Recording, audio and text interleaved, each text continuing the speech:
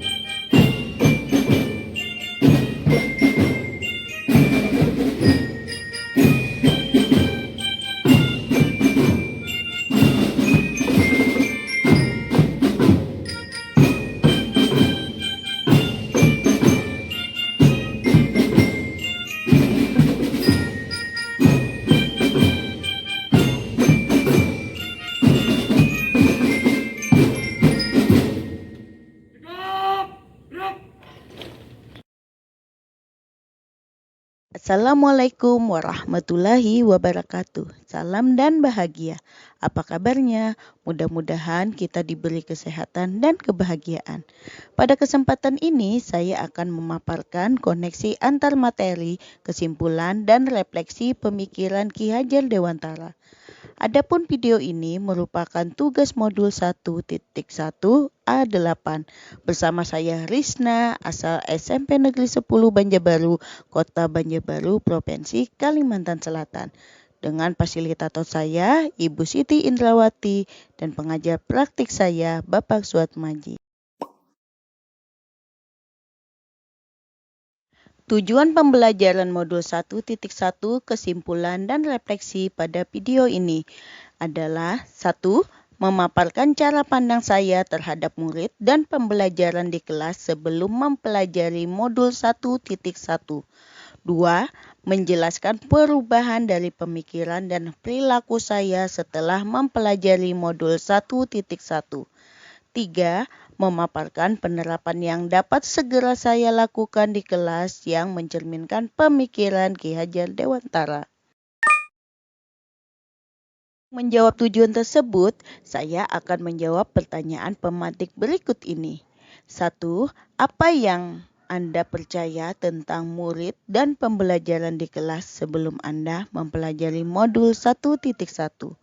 Yang kedua, apa yang berubah dari pemikiran atau perilaku Anda setelah mempelajari modul ini? Yang ketiga, apa yang dapat segera Anda terapkan lebih baik agar kelas Anda mencerminkan pemikiran Ki Hajar Dewantara?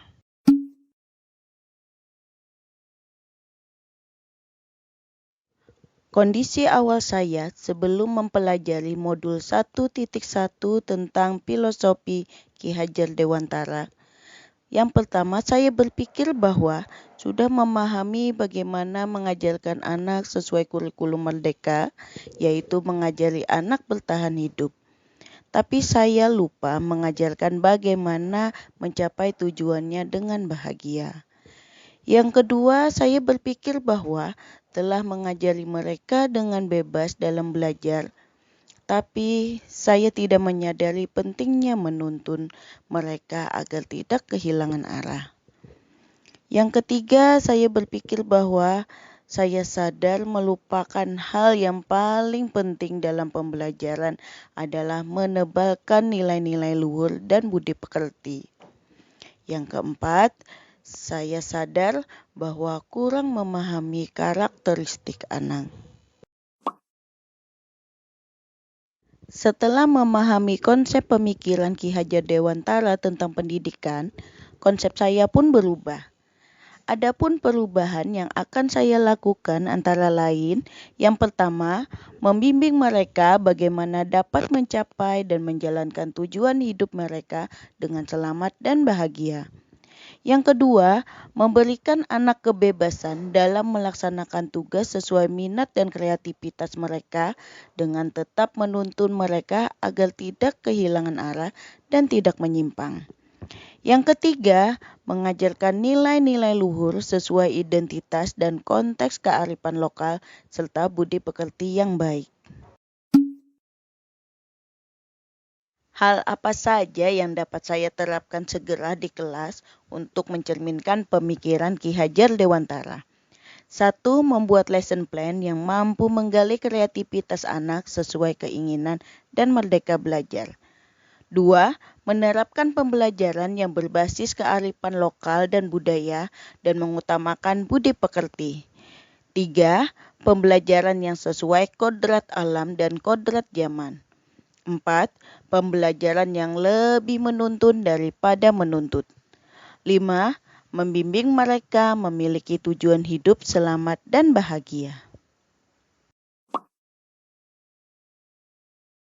Kesimpulan dan refleksi pemikiran Ki Hajar Dewantara. Kesimpulan pemikiran Ki Hajar Dewantara menurut interpretasi saya adalah: yang pertama, pendidikan harusnya memerdekakan manusia, menghasilkan manusia yang selamat dan bahagia hidupnya. Yang kedua, pendidikan itu harus kontinu, konvergen, dan konsentris. Adapun refleksi menurut saya berdasarkan modul 1.1 yang saya baca. 1. Jangan lupa belajar caranya bahagia dari diri sendiri dan untuk orang lain. Yang kedua, belajar terus seumur hidup, ambil dari berbagai sumber sesuai konteks kehidupan kita. Yang ketiga, ketika kita mengembangkan diri kita, lingkungan kita pun akan menjadi lebih baik.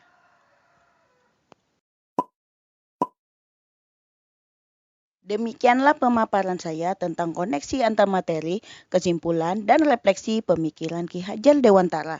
Terima kasih sudah menonton video ini. Sampai jumpa lagi di video selanjutnya. Wassalamualaikum warahmatullahi wabarakatuh. Salam dan bahagia.